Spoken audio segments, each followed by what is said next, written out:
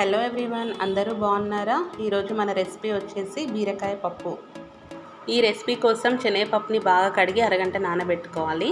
కడాయి పెట్టుకొని అందులో ఆయిల్ వేసి, ఆయిల్ హీట్ అయిన తర్వాత జీలకర్ర, ఆవాలు, పచ్చిమిర్చి, ఆనియన్ వేసుకోవాలి. కరివేపాకు కూడా వేసి కొద్దిగా పసుపు వేసి బాగా కలుపుకోవాలి.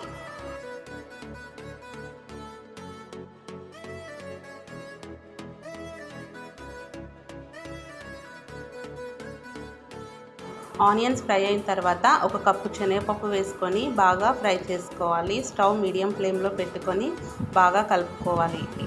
అందులోనే మనం కట్ చేసుకున్న బీరకాయ ముక్కలను కూడా వేసి బాగా కలుపుకోవాలి.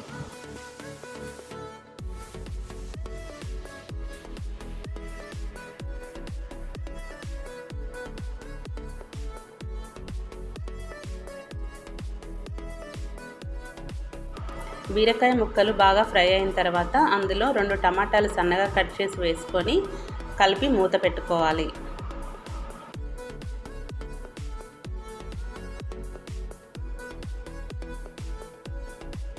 ఇందులో మీ టేస్ట్కి సరిపోయేంత కారం, ఉప్పు వేసుకొని బాగా కలిపి మూత పెట్టుకొని 2 నిమిషాలు మగ్గించుకోవాలి.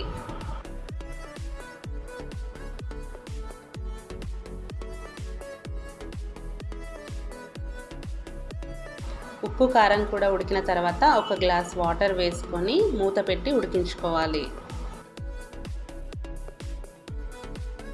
చివరగా కొద్దిగా కొత్తిమీర వేసుకొని కలుపుకోవాలి. అంతే ఫ్రెండ్స్, నచ్చితే లైక్ చేయండి.